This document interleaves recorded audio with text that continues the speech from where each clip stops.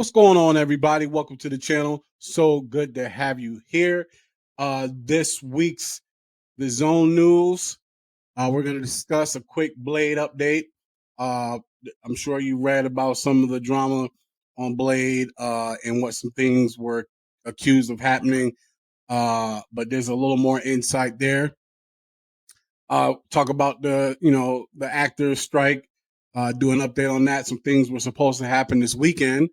And then with all of the different trailers that came out last week, one came out that I never got to, so I'm doing it today, reacting with you all, and that's the Shogun trailer. And then lastly, we're going to talk about Invincible Season 2. So let's dive right into it, y'all. The Zone News. Let's go.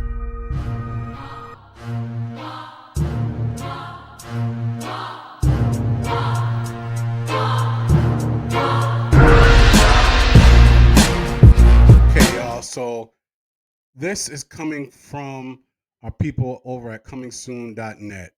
But apparently, a Marvel Studios exec was reportedly fired from the MCU movie Blade after the dispute. So the article first talks about, how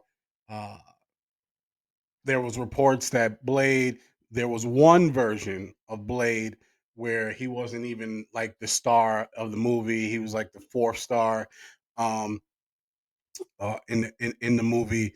Of course, that draft is no longer going to be the movie, but apparently at some point in time that was going to be the case. Which, by the way, Marvel, I'm glad whoever caught it because I promise you, if that would have came out, that would have been the end of y'all because people would have lost it. How do you have a Blade movie and Blade be the lowest person on the totem pole? Okay, it wouldn't have been the end of y'all, but yeah, it would not have been a good idea. But anyways, this article provides a little more insight about other things that happened on the Blade set. So it says insider Jeff Snyder revealed on the latest episode of the Hot Mic podcast that he's unsure about the accuracy of the claim that Blade was in one draft the fourth lead character. However, he reported that it sounds as though the Marvel Studios executive overseeing Blade did end up leaving or being fired from the company due to a dispute. He's quoted as saying, there were allegations about Blade being the fourth lead in one of the drafts, Snyder stated. I've gotten pushback on that. I don't know if that's 100% accurate, although here's what one source said. I really don't want to name the person, blah, blah, blah, blah, blah, blah, blah. But basically, he tried to obscure what was going to be in this draft from writer Stacy, that name, Osaya Kaufor. I'm sorry if I messed your name up. He either intentionally tried to obfuscate what the draft was going to entail, or, as another source put it, he didn't sound the alarm on the process or about what trouble the project was in. I'm told that he was fired. Another source said it was parting of ways. Now, if this exec was fired because either A, he tried to like change what was written or not tell people that it was a shit show until it got to the right people's desk and then they saw it was a shit show and he got fired. Either way, I'm here for it. Here's the issue that this is showing at Marvel, which I believe they, as you've seen in past episodes, are trying to fix by now having showrunners and doing less content, and trying to get back to the Marvel magic that they had, which is doing less and focusing on quality over quantity. But this is just further shows that there were a lot of people over there in Marvel Studios that just wanted to put shit out. And where when Kevin Feige had more involvement, he was able to be involved every step of the way. But because they were on this, massive scheduling, let's get stuff out on Disney Plus, let's get movies out. A lot of stuff was falling through the cracks. But it sounds like they caught it. and they changed it, and apparently this person may have gotten fired over it, or they quit. But either way, um, I'm glad that Marvel is catching things, and I'm hoping that these are signs from the past, and that going forward we can get back to seeing some good content from Marvel because word. But Echo do look dope though, as you saw in my reaction. Echo looks popping. But anyways, what do y'all think about that? Can we get the Blade movie? Like, damn, how do you mess this up? You got oh my lord, you can do it. Mess that man name up. Uh, you got him as Blade. And damn, you was messing up the movie. This man got Oscars. Like, let's go. This should be an easy slam dunk. Let's get this done, y'all. All right. But anyways, Mahershala Ali. Y'all put in the comments below. What do y'all think of this? Is this news that you already knew? Like, yeah, we know Marvel was trash, but hopefully it's getting better. Um, Let me know your thoughts in the comments below. Because damn. Okay, so this is actually really interesting, and I didn't share what the details were earlier, but I wanted to share with you all the details. But you know, the if you haven't heard already, the studio execs gave SAG-AFTRA their deal. They said it was the best offer ever. It was their last offer. This is the one. You can't say no to this. It is awesome. I'm not sure they said all that, but that was the mindset. And let's talk a little bit about it. So this comes from the people at Variety. It says the studios told SAG-AFTRA on Saturday that they have made their last, best, and final offer as they seek an end to the 114-day actors strike. The offer includes an enhanced residual bonus for high-performing streaming shows. Okay. Under the proposal, actors who appear on the most watched shows on each platform will see their standard streaming residual doubled. That is an increase over the deal provided to the Writers Guild of America, which won 50% residual bonus for writers on top performing shows. But this piece is really interesting to me. The package also includes comprehensive protections on artificial intelligence and the highest increase in minimums in 40 years. So it sounds like the execs really want to end this, and they got really aggressive about what they were offering. But I know one of the biggest pieces that kind of held things up is the protections against artificial intelligence. Which, you know, at the end of the day, I'm not mad at neither. You mean to tell me you can get my likeness and continue to make movies without me? Nah, son. I'm with that.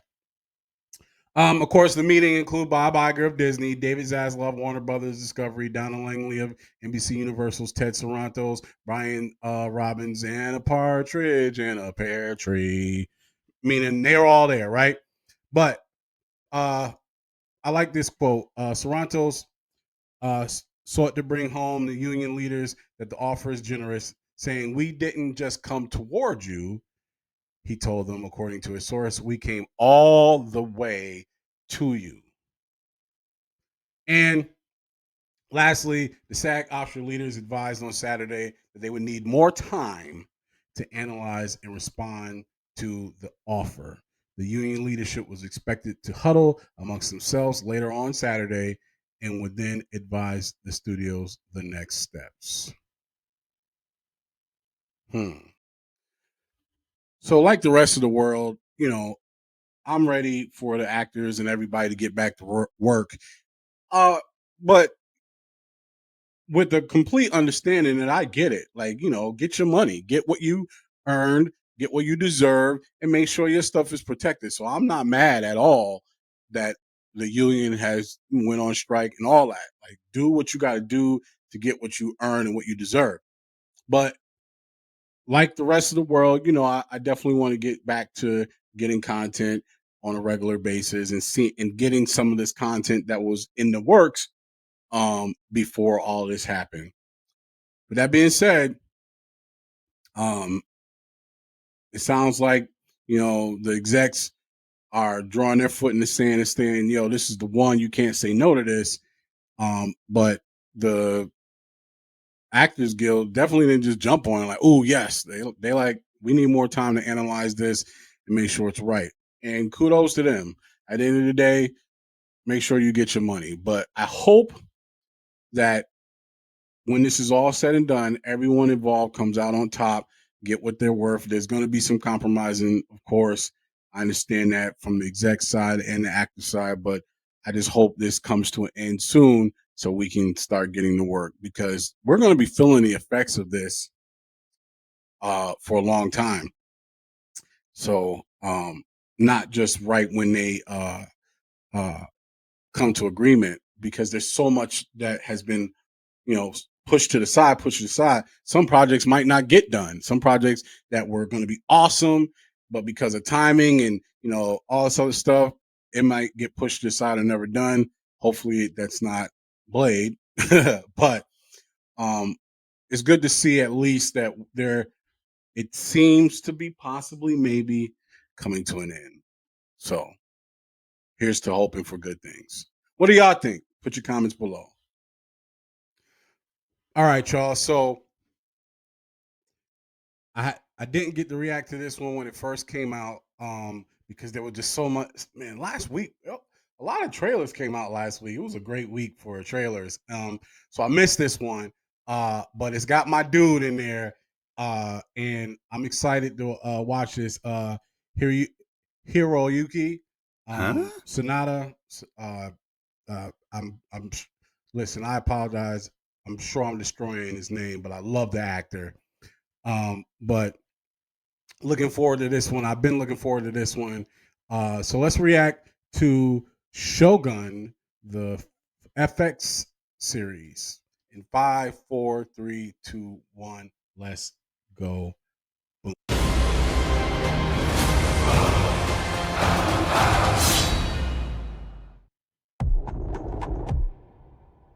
Do not be fooled by our politeness. Mhm. Our bows are maze of rituals. Death is in our air. And sea and earth. Just remember. We live and we die. We control nothing beyond that.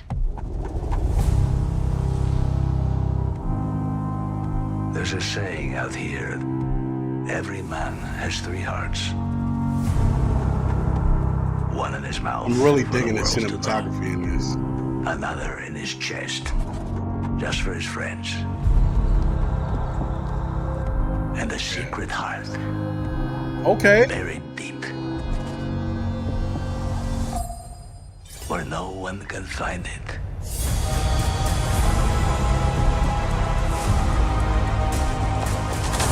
What kind of man wields power in a land like this? The one with the open, or the one you never see? Will I die here? Likely.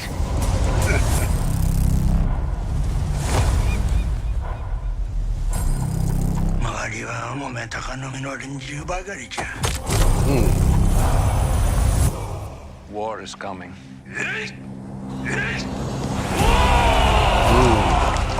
Life and death are the same. Okay. Both can have value and purpose. This is not where we die. We should be corpses, I know. But here we are.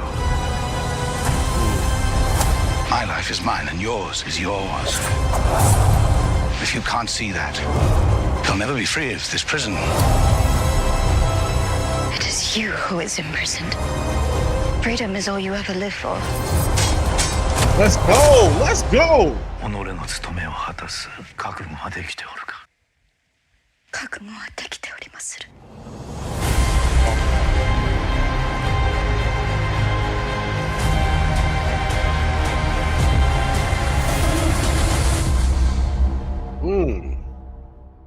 Okay.